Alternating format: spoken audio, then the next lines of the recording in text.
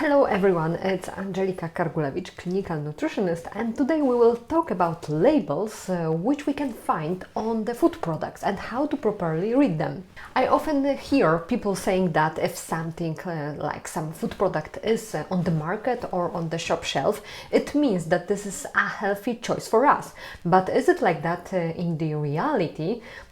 How not to buy a cat in a bag? Welcome to today's episode. It is worth realizing that the food label should first and foremost inform, not mislead. For example, such kind of the situation in the market that you encounter a vegetable oil, for example olive oil, which is few dollars or euros more expensive than similar substitutes, and it has a subtitle on it that it does not contain cholesterol and it is recommended for people with heart disease. And that kind of oil in the market, it is the most common deception in the world, because no vegetable oil does not contain animal sterol in the form of cholesterol.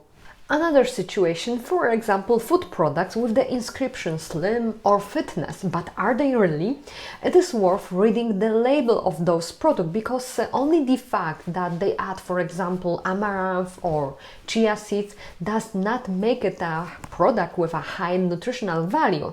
For example, it can simultaneously contain additives or, for example, sugar substitute, which is not so advisable. So what information might be on the label? For sure, the product name, the quantity or weight, the manufacturer, production batch, also the composition, use by date, of course the nutritional value, storage condition, and also allergenic ingredients. Above all, the shorter composition, the better. If we see, for example, a food product with 30 different ingredients, our vigilance should be heightened.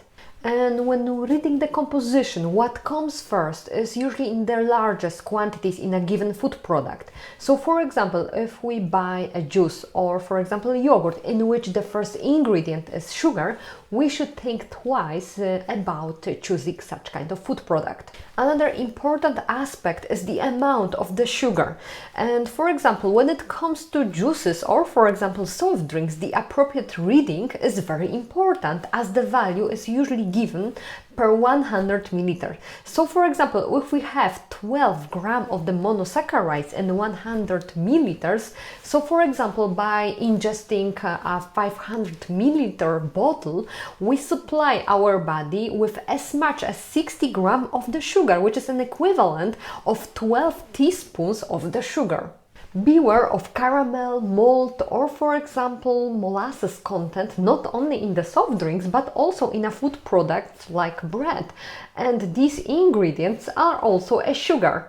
A dangerous ingredient is glucose-fructose corn syrup. It is a cheaper substitute for table sugar in the form of sucrose, additionally with a greater sweetening power because it contains 20 to 50% more fructose than glucose compared to table sugar composition. It is present primarily in the sweet drinks, but not exclusively, also in desserts, ice creams, fruity yogurts and sweets. Glucose-fructose corn syrup is unfortunately involved in the epidemic of diabetes, but also non-alcoholic fatty liver disease, non-alcoholic steatohepatitis, and even in cancer development in the form of liver, pancreatic and colorectal cancer. It is also involved in the development of the cardiovascular disease, kidney disease, and even in the gout. For example, drinking 3 servings or more of the drinks or beverages sweetened with glucose-fructose corn syrup per day statistically significantly increases the risk of developing cardiovascular diseases. Another dangerous ingredient is partially hydrogenated fats, in other words, trans fatty acids isomers. Admittedly, their use has been significantly reduced in many countries, but unfortunately, they still can be found in many parts of the world. Why are the trans fatty acids so harmful? Because they decrease the so-called good cholesterol in the form of high-density lipoproteins. They also interfere with reproductive function and also increase the risk of developing Alzheimer's disease, diabetes, and even cancer. To be honest, the trans fatty acids are also formed in the nature, namely in the forestomach of the ruminants like cows and sheep, and it is happening under the influence of the enzyme so-called transisomerase. So the trans fatty acids will be present in milk and its products, but also in meat, but in a relatively small amount like 0.6 to 9% of the total fat content. But the biggest controversy concerns the trans fatty acids which are formed industrially through the process of the hydrogenation, and as a result in the final product we can find even up to 60% of the trans fatty acids of the total fat content.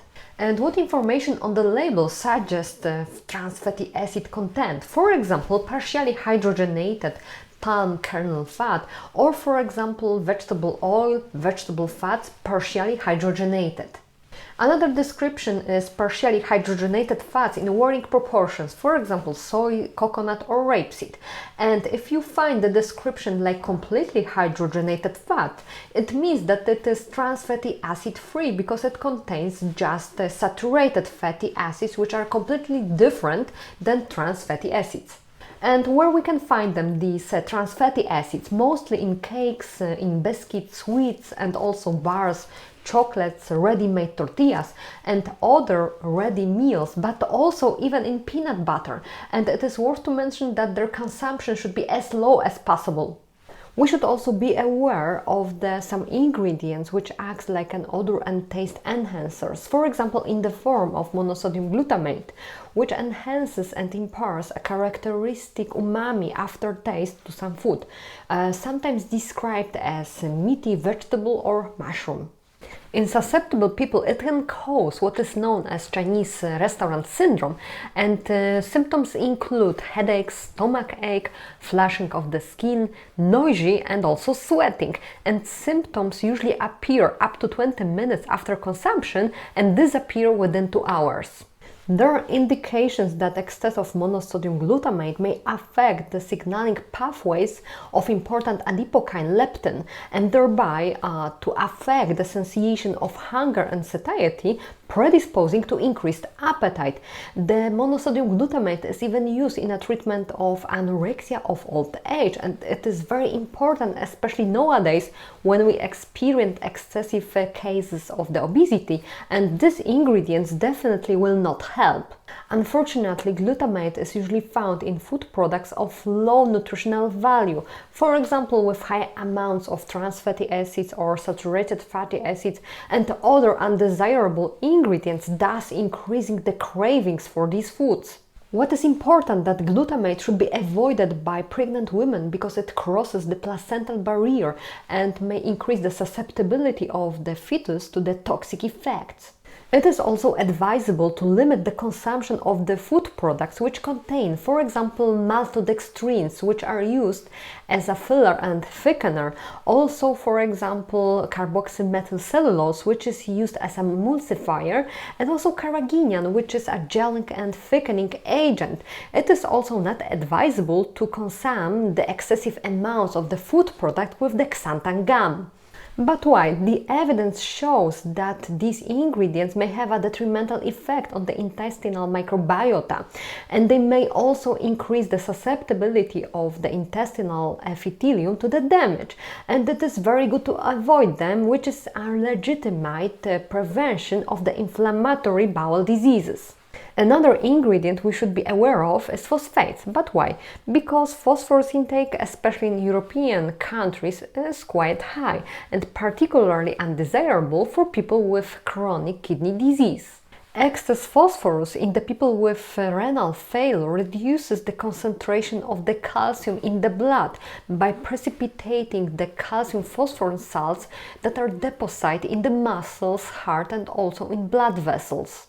So-called organic phosphorus occurs naturally in our diet, but inorganic phosphates, which are present in highly processed food products, are much more problematic. Where we can find them, for example in fizzy drinks, but also in processed meats like sausage, processed cheese, but also in snacks, instant food and bakery products. In summary, for sure it is worth reading the food labels. Do not buy without a reflection, for example in a hurry.